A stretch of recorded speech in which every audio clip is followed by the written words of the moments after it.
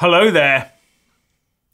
In a move that can only strengthen the UK's Brexit poker hand, the PM is setting our scientists to work on a UK SatNav system.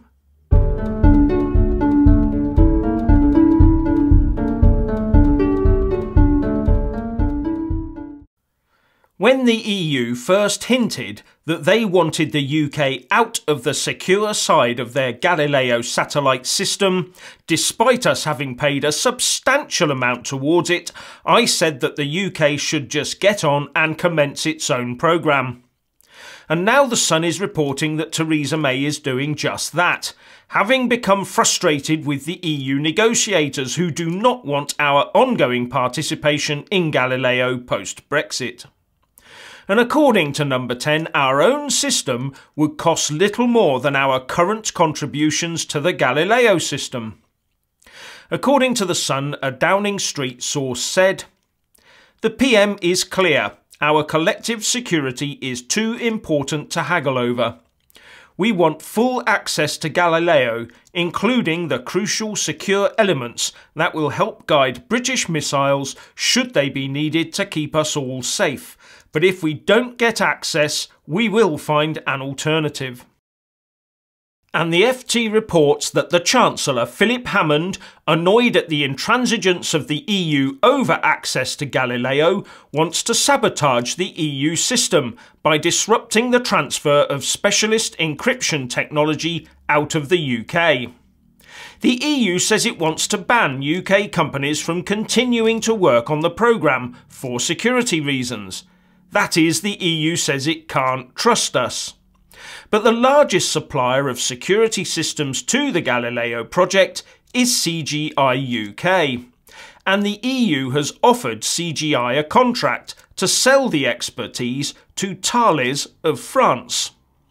Now London is looking at ways of keeping that technology in the UK to possibly work on a new national satellite system, reports the FT.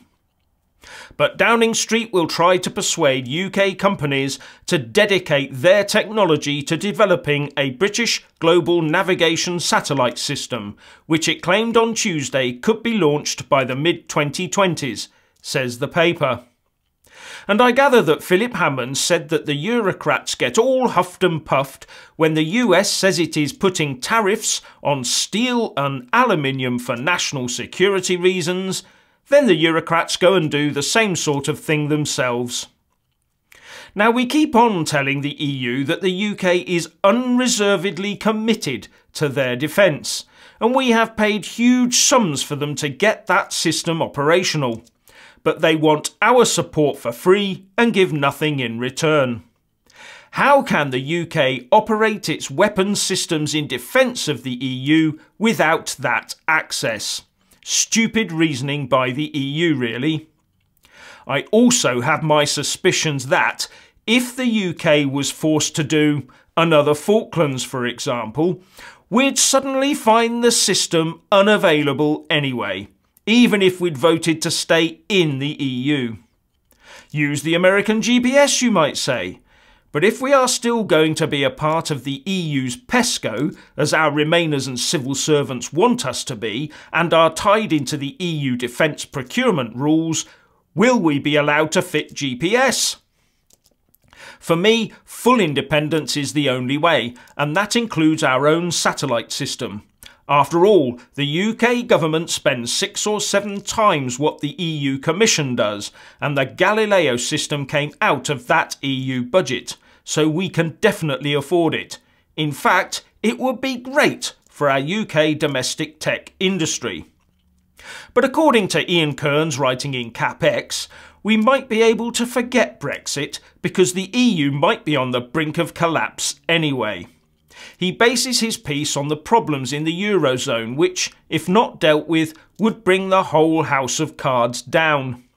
And the common thread to all of this, he says, is a reluctance on the part of national authorities to pursue genuinely European solutions. So that when a crisis comes along, each Eurozone state has to sort itself out, and that, he says, cannot go on much longer. A scan of the horizon suggests it is all too possible to identify the triggers for what would quickly become a Eurozone and wider EU collapse, says the author. And he goes on to point at the current slowing of the global economy, or a trade war with Trump, or a financial crisis in China, with any ensuing recession leading to more banking and sovereign debt crises. A recession hit Italy would be particularly worrying, he says, as the choice would be begging help from other Eurozone states in exchange for all sorts of austerity, or crashing out of the euro. There is therefore a plausible path to a major euro exit, contagion to other parts of the Eurozone, and an existential crisis for the euro buried in a new financial crisis, whether that crisis starts in Europe or somewhere else in the world, he writes.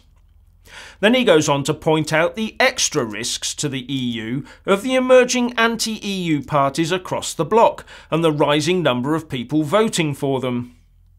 British negotiators may strain every sinew to get a deal, only to discover the entity they've agreed it with soon no longer exists, he finishes. And finally, the Express says that Theresa May has been urged by Brexiteers to put her party on snap general election alert in order to bring the party's Brexit rebels into line.